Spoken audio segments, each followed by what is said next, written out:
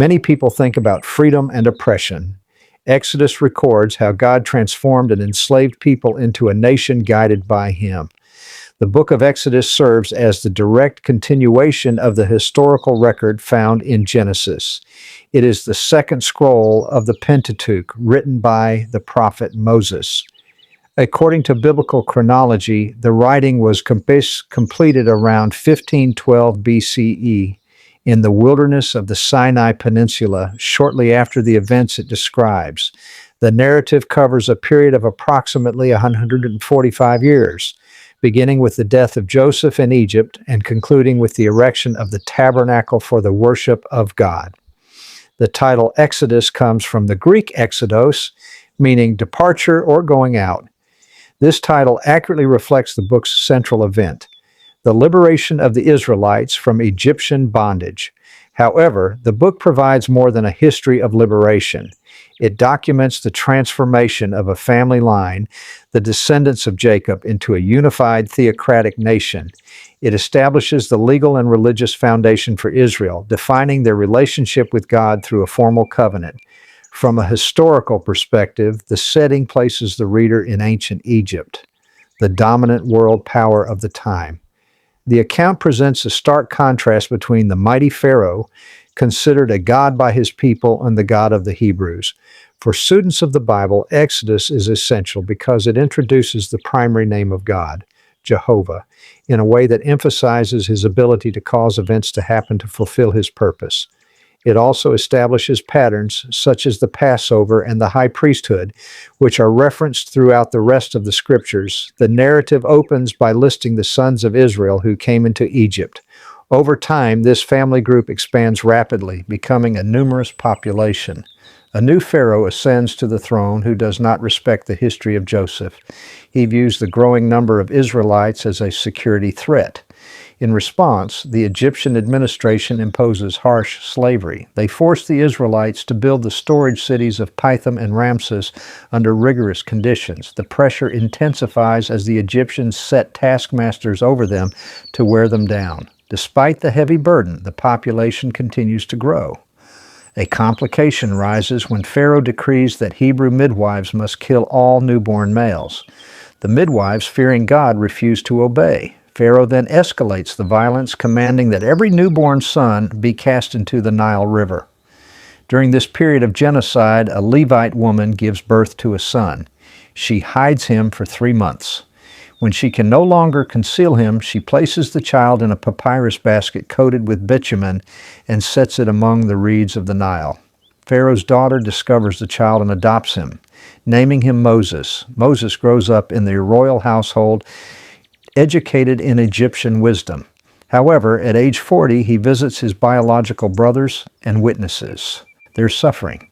Seeing an Egyptian beating a Hebrew, Moses intervenes and kills the Egyptian, hiding the body.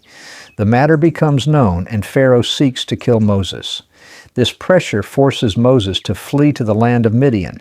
There he marries Zipporah and lives as a shepherd for 40 years.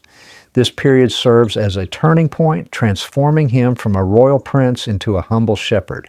Near Mount Horeb, Moses encounters a burning bush that is not consumed by the fire. God speaks to him from the bush, identifying himself as the God of Abraham, Isaac, and Jacob. He states that he has seen the affliction of his people and intends to deliver them. Moses expresses hesitation, feeling inadequate for such a task. He asks what he should say when the Israelites ask for the name of the God who sent him. Here, God reveals the significance of his name, Jehovah, explaining that he will become whatever is necessary to fulfill his purpose. He empowers Moses to perform signs and appoints his brother, Aaron, as a spokesman. Moses returns to Egypt, and the brothers appear before the older men of Israel, who believe their report. Moses and Aaron approach Pharaoh with the request to let the people go into the wilderness to celebrate a festival. Pharaoh responds with defiance, "Who is Jehovah that I should obey his voice?" He rejects the request and increases the people's workload, forcing them to gather their own straw for brickmaking while maintaining the same daily quota. The pressure on the Israelites reaches a peak, and they complain against Moses. God reassures Moses, stating, "Now you will see what I shall do to Pharaoh." The stage is set for a direct confrontation between the true God and the gods of Egypt. The conflict unfolds through a series of 10 miraculous blows. Each plague challenges specific Egyptian deities. 1. The Nile turns to blood, disgracing Hapi, the Nile god. The fish die and the water becomes undrinkable. 2. Frogs overrun the land, defying Hecht, a frog-headed goddess. 3. Dust turns into gnats. The Egyptian magic-practicing priests admit it is the finger of God. 4. Gadflies invade the houses of Egypt. A crucial distinction is made. The land of Goshen, where the Israelites live, is untouched. Pharaoh's heart remains unresponsive. The plagues intensify. 5. Pestilence strikes the livestock. 6. Boils break out on man and beast. 7. Heavy hail destroys crops, yet Pharaoh refuses to let the people go. 8. Locusts devour what the hail left behind. 9. Thick darkness covers Egypt for 3 days, insulting Ra, the sun god. The Israelites, however, have light in their dwellings. Pharaoh threatens Moses with death if he sees his face again. God announces one final plague, the death of the firstborn. The Israelites receive specific instructions to prepare a meal of roasted lamb and unleavened bread. They must splash the blood of the lamb on their doorposts. At midnight, Jehovah executes judgment. Every firstborn in Egypt dies, from the house of Pharaoh to the captive in the dungeon. No plague touches the Israelites protected by the blood. A great outcry rises in Egypt. Pharaoh summons Moses and Aaron by night and commands them to leave. The Egyptians urge the people to go quickly. The Israelites depart from Ramesses, numbering 600,000 men, along with families and a vast mixed company of non-Israelites who choose to join them. They carry with them the bones of Joseph and the unleavened dough for their journey. God guides them not by the direct route, but toward the wilderness of the Red Sea, appearing as a pillar of cloud by day and a pillar of fire by night. The nation is now moving, but a major strategic crisis looms ahead. If you find this overview of the Scriptures helpful, you are invited to subscribe to see the conclusion of this summary. The narrative shifts from the interior of Egypt to the borders of the wilderness. Having been released from slavery, the Israelites moved toward the Red Sea. However, the text reports a change in the political atmosphere back in Egypt. Pharaoh and his servants reconsider their decision, asking, "Why have we done this and sent Israel away from working as slaves for us?" A complication develops quickly. Pharaoh mobilizes his army, including 600 chosen chariots and all other chariots of Egypt.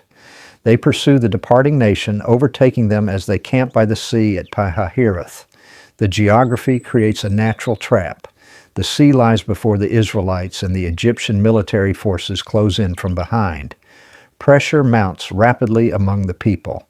Seeing the approaching dust clouds of the chariots, they become terrified.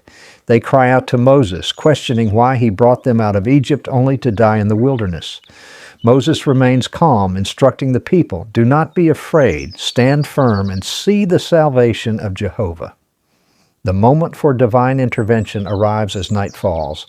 The pillar of cloud moves between the two camps, creating darkness for the Egyptians, but light for the Israelites. God commands Moses to lift his rod and stretch his hand over the sea. A strong east wind blows all night. The waters split. The seabed becomes dry ground, allowing the millions of Israelites to march through with walls of water on their right and left. The Egyptian forces, driven by determination, charge into the seabed after them. A complication arises for the pursuers. As the morning watch approaches, God causes confusion in the Egyptian camp. The wheels of their chariots are clogged and fall off, making driving difficult. The soldiers realize too late that God is fighting for Israel. Once the Israelites reach the opposite shore, God instructs Moses to stretch out his hand again. The waters return to their natural place. The entire military force of Pharaoh is covered by the sea. The text states that not even one of them remained. On the safe shore, the men of Israel, led by Moses, and the women, led by Miriam, sing a song of victory, attributing their salvation entirely to Jehovah. The journey into the wilderness of Shur brings a new challenge: the lack of resources. For 3 days, the people find no water. When they arrive at Marah, the water is bitter and undrinkable. The people murmur against Moses. God directs Moses to a certain tree which he throws into the water, and it becomes sweet. Shortly after, the food supply becomes the central issue. In the wilderness of sin, the community complains, remembering the pots of meat and bread they had in Egypt. In response to this pressure, God promises to rain bread from the heavens. The next morning, a fine, flaky substance appears on the ground. The people call it manna. God establishes specific regulations for gathering manna. They are to gather only enough for one day. However, on the sixth day, they must gather a double portion, because the seventh day is a holy Sabbath to Jehovah, a day of complete rest. This marks the first time the Sabbath arrangement is introduced to the people. At Rephidim, the water crisis returns. The people quarrel with Moses, asking if he brought them out to kill them with thirst. Following God's instruction, Moses strikes a rock in Horeb and water flows out to sustain the multitude. While at Rephidim, the Israelites face their first military threat. The Amalekites attack the rear of the camp. Moses appoints Joshua to lead the men in defense. Moses, Aaron, and Hur go to the top of a hill. A pattern emerges. As long as Moses keeps his hands raised, Israel prevails. When his hands drop, Amalek prevails. Aaron and Hur support Moses' hands until sunset, resulting in a decisive victory. Soon after, Jethro, Moses' father-in-law, visits the camp. He observes that Moses is exhausted from judging every minor dispute among the people. Jethro suggests a turning point in administration. He advises Moses to appoint capable men as chiefs over thousands, hundreds, fifties, and tens. Moses implements this structure, creating an organized system where only the difficult cases are brought to him. In the third month after leaving Egypt, the nation arrives at the wilderness of Sinai and camps before the mountain. Here God proposes a formal agreement or covenant. He tells the people that if they strictly obey his voice, they will become his special property, a kingdom of priests and a holy nation. The people respond unanimously, "All that Jehovah has spoken, we are willing to do." Preparations are made for the third day. Boundaries are set around the mountain to prevent anyone from touching it. On the morning of the third day, thunder and lightning occur, and a heavy cloud covers the mountain. The sound of a horn becomes very loud, and the people in the camp tremble. From the midst of the fire and cloud, God speaks to the entire assembly. He delivers the 10 Commandments, which serve as the foundation of their new legal system. 1. They must worship Jehovah exclusively. 2. They must not make or bow down to carved images. 3. They must not take up the name of God in a worthless way. 4. They must observe the Sabbath day. 5. They must honor their parents. 6. They must not murder. 7. They must not commit adultery. 8. They must not steal. 9. They must not testify falsely. 10. They must not desire what belongs to their fellow man. The spectacle is so overwhelming that the people ask Moses to speak with them instead of God, fearing they will die. Moses reassures them that the true God has come to test them so that the fear of him may remain with them. Moses writes down the judicial decisions God provides. He builds an altar at the foot of the mountain and sets up 12 pillars representing the tribes. Young men offer sacrifices. Moses takes the book of the covenant and reads it aloud to the people. Again, they affirm their obedience. To seal the agreement, Moses takes the blood of the sacrifices. He sprinkles half on the altar and half on the people, saying, "Here is the blood of the covenant that Jehovah has made with you." The act concludes with Moses receiving a summons to ascend the mountain again. He leaves the camp in the care of Aaron and Hur and enters the cloud. He remains on the mountain for 40 days and 40 nights to receive the stone tablets and the detailed instructions for the construction of God's sanctuary. The nation waits below, currently faithful, but separated from their leader. While Moses remains on the mountain, God provides him with extensive architectural and legal blueprints.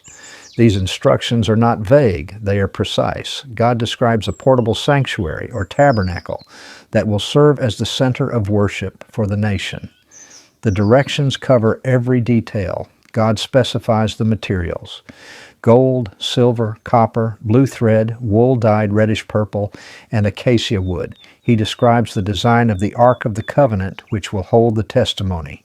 He outlines the structure of the lampstand, the table for showbread, and the altar of incense. The text emphasizes that this structure must be made exactly according to the pattern shown to Moses on the mountain. Furthermore, God selects the priesthood. Aaron and his sons are designated to serve as priests. Detailed instructions are given for their garments, including the ephod and the breastpiece containing the Urim and Thummim, used for determining divine judgments. God also appoints two master craftsmen, Bezalel and Oholiab, filling them with his Spirit to execute the artistic work and to teach others. A serious complication develops in the camp below. Because Moses stays on the mountain for 40 days, the people become impatient. They gather around Aaron and demand, "Make for us a God who will go ahead of us." They claim they do not know what has happened to Moses. Succumbing to the pressure, Aaron collects gold earrings from the people. He melts the gold and fashions it into a statue of a calf. The people declare, "This is your God, O Israel, who led you up out of the land of Egypt." Aaron builds an altar and proclaims a festival to Jehovah the next day. The people offer sacrifices and engage in unbridled celebration. On the mountain, God informs Moses of the corruption. He refers to the Israelites not as "my people," but as "your people whom you led out." God expresses his anger and proposes to exterminate the nation and make a great nation out of Moses instead. A critical turning point occurs. Moses pleads with Jehovah. He does not excuse the sin, but appeals to God's reputation among the Egyptians and his sworn oath to Abraham, Isaac, and Israel. In response to this plea, the text states that Jehovah begins to feel regret over the calamity he spoke of causing. Moses descends the mountain carrying the 2 stone tablets. As he nears the camp, he hears the sound of singing. Upon seeing the calf and the dancing, his anger blazes. He throws the tablets down, smashing them at the foot of the mountain, symbolizing the breaking of the covenant. He seizes the calf, burns it, crushes it into powder, and scatters it on the water. Moses confronts Aaron, who offers a weak defense, claiming he merely threw the gold into the fire and out came this calf. Moses then stands at the gate of the camp and calls out, "Who is on Jehovah's side? Come to me." The sons of Levi gather around him. Under Moses' direction, they go through the camp and execute the ringleaders of the rebellion. About 3,000 men die that day. Following this crisis, God commands Moses to cut 2 new stone tablets like the first ones. Moses ascends Mount Sinai again early in the morning. There, God descends in the cloud and declares his name. He identifies himself as Jehovah, Jehovah, a God merciful and compassionate, slow to anger and abundant in loyal love and truth. God renews the covenant with the people. He warns them strictly against making treaties with the inhabitants of the land they are entering and commands them to tear down foreign altars. Moses remains on the mountain another 40 days and nights, writing the words of the covenant on the tablets. When he returns to the camp, the skin of his face emits rays of light because he has spoken with God. The people are afraid to come near him, so he wears a veil when not speaking to them. The narrative shifts to a calm period of obedience and industry. Moses assembles the congregation and invites them to support the construction of the tabernacle. The response is overwhelming. Men and women come with willing hearts, bringing brooches, earrings, rings, and gold. They spin thread and bring wool and linen. The contributions are so plentiful that the craftsmen tell Moses the people are bringing much more than what the service needs. Moses has to command the people to stop bringing gifts. Under the oversight of Bezalel and Oholiab, the work proceeds. The text repeatedly notes that they did just as Jehovah had commanded Moses. They craft the tent cloths, the wooden frames, the gold-covered furniture, and the priestly garments with precision. Finally, on the first day of the first month, in the second year after leaving Egypt, the work is finished. Moses erects the tabernacle. He places the tablets of the testimony inside the ark and sets up the screens and the courtyard. The book concludes with a peak moment of validation. Once the work is completed, the cloud covers the tent of meeting. The glory of Jehovah fills the tabernacle. The presence is so intense that even Moses is unable to enter. From this point forward, the cloud serves as their guide. When the cloud lifts from the tabernacle, the Israelites break camp and depart. If the cloud remains, they remain. The text closes with the image of the cloud of Jehovah being over the tabernacle by day and fire being there by night, visible to the entire house of Israel throughout all their journeys. The book of Exodus documents more than a historical migration. It records the birth of a theocratic nation. It begins with a disorganized group of enslaved families and concludes with an organized society centered on the worship of the true God. The value of this book extends through the entire biblical narrative. It establishes the law covenant, which defined the moral and legal life of Israel for over 1,500 years. The events of the Passover and the deliverance at the Red Sea are cited repeatedly in the Psalms and by the prophets as proof of God's power and loyalty. Furthermore, the patterns established in Exodus, the high priesthood, the sacrifices, and the tabernacle, provide the framework for understanding later spiritual developments. The book reveals Jehovah not only as a deliverer, but as a God who enters into a binding relationship with his people, expecting exclusive devotion and obedience in return. The narrative ends with the nation poised at the edge of the wilderness, equipped with the laws and the presence of God needed for the journey ahead. If you have read Exodus, you are welcome to share what stood out to you.